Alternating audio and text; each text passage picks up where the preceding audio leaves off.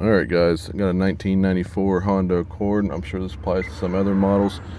What happened this morning is that the car kind of lost power, started hesitating like it was running out of fuel.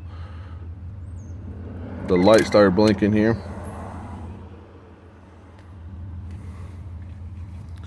As I was driving, and then it cut out on me, and then it wouldn't restart.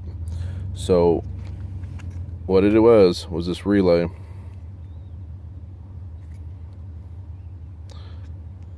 And it's up underneath the dash by the brake pedal. I already got a new one here.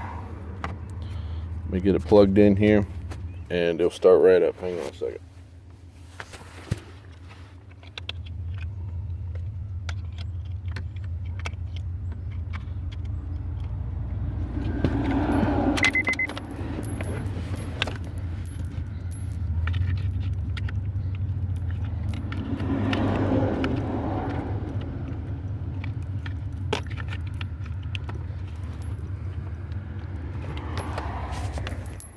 Alright. Let's see if we... No, it's not blinking.